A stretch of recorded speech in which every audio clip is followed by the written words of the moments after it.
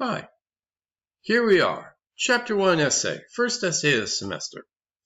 And Chapter 1 in our textbook discusses why do we create monsters. So our first assignment says, write an essay in which you respond to one of the following questions taken from Monsters Chapter 1. This course would be the third edition of Monsters. Now I'm not going to read to you the text of the different questions. There's about 11 questions here, I think, right? And we have almost all the authors in the chapter represented. Mary Shelley didn't make the cut, but that's okay. Hitchcock has a lot to do with Mary Shelley. So if you want to do the Frankenstein thing, trust me, it's totally there. Okay. Go ahead and look at these essays, these articles, these excerpts. What's interesting to you? Which ones are exciting to you? Then check out the questions. And which question do you think you'd like to write about? There's a lot of opportunity here for a lot of different types of responses, a lot of different issues at hand.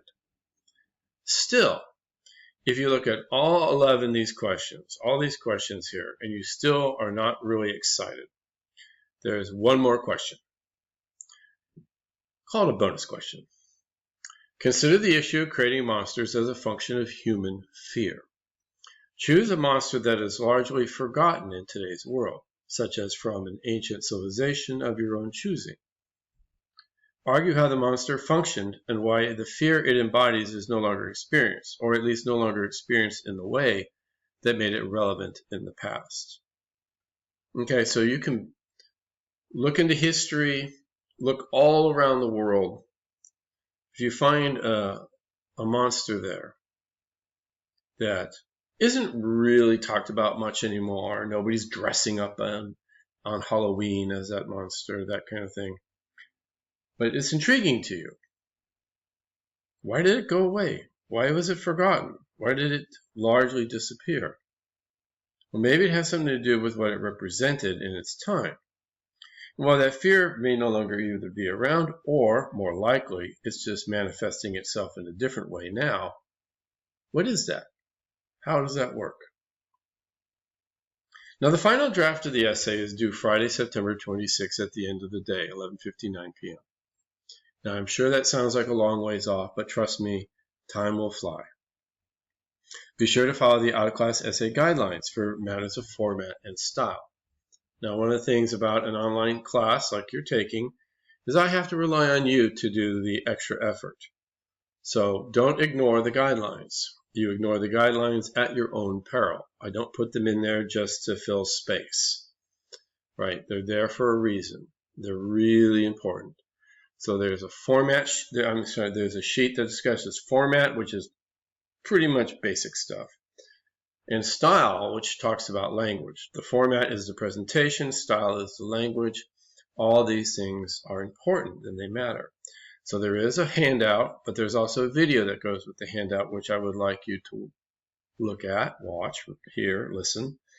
Okay. Because as I said, it's important. Be sure to include a word count at the end of your essay. Remember, you must meet minimum requirements, including word count, sources, and subject matter. Typically, right, word counts are pretty easy to find these days. No late essays will be accepted without a verifiable medical excuse or legal issue. Hopefully that doesn't happen to you, though sometimes it does. And if it does, please make sure you talk to me, or at least email me, send me a note, that kind of thing. Let me know what's going on. Now, we break this essay up into some smaller pieces. Okay, so we're not just doing nothing and then suddenly everything is due. So the first thing is we're going to submit a thesis statement with a topic outline. This is due on Canvas by Monday, September the 8th, 11:59 p.m. Please have MLA citation entries for one source at least. You could have them for two. The source may be from our textbook. A participation grade will be assigned for this. The class will be divided into peer editing groups. Okay, so after a look at your thesis and your outline, I give you some feedback. You start working on your rough draft. you'll have, I don't know exactly how long, but you'll have a fair amount of time to put the rough draft together. I will create groups of students, probably about 4 people in a group, ideally, right? Now, I will post instructions on how to get to the group. Okay, that's important, I know, because everybody's different. You know, all the teachers, all the instructors who use Canvas, we all tend to use different things in different ways.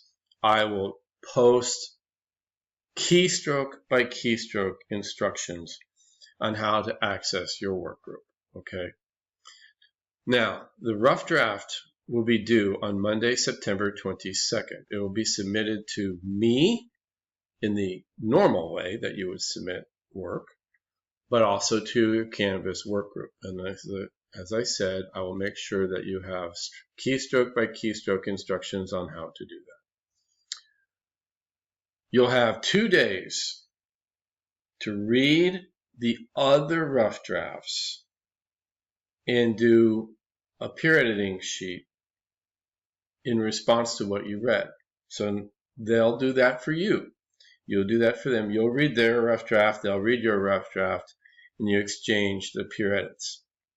Okay, the peer editing sheets. Those will be due by Wednesday at the end of the day, September 24. Okay, and then from there, going back to the top, you have 2 days to consider the results of the workshop and polish up your essay and turn in the final draft on Friday. Now, the minimum requirements for the assignment. First of all is the word count. This is pretty basic, pretty simple, 1,000 to 1,400 words. It's certainly not overwhelming, okay? Now, that little squiggly line in front of 1,400 means approximately, so I don't care if you go over a little bit, that's fine. I do care about being short. Short is not good. Okay, short is underdeveloped. But over 1,400 is fine.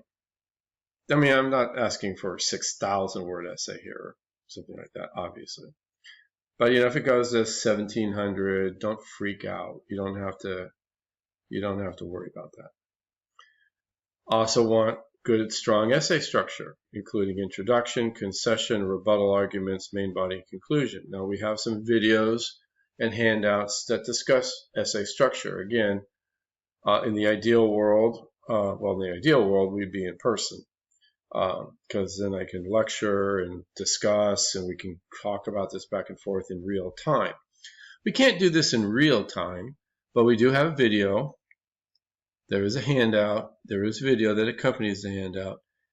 And again, I want to emphasize, if you don't understand, ask me. Please ask me. If there's something I've said that makes no sense, or I'm just not very clear, or you still just need some clarification about something, please do not hesitate to send me a message, either through Canvas or by email. That gives me an idea of what people know or don't know. Okay. Now, there is a requirement that you have at least 2 sources. Now, one of those sources can be from the Monsters textbook, but the second one needs to be from something else. Now, I'm not being very picky about this something else at this point this semester. It should be good. I mean, it should be reasonable. I don't want to interview with your roommate. But another book, a magazine article, an academic journal article, a movie, that's a very popular one, a movie, a website, just something else that you can use to help make your case. And of course, MLA format and presentation and documentation, including correct works cited list. This is their first time using it. By the way, please note that there is instruction on good MLA technique on the Canvas, including, in particular, some discussion about using our own textbook. Okay.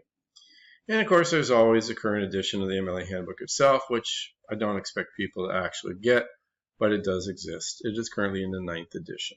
Okay. So that's our first writing assignment. It seems like you got a lot of time to do things, but honestly, it will take all the time that we have here. Okay. That September 8th date comes pretty quickly.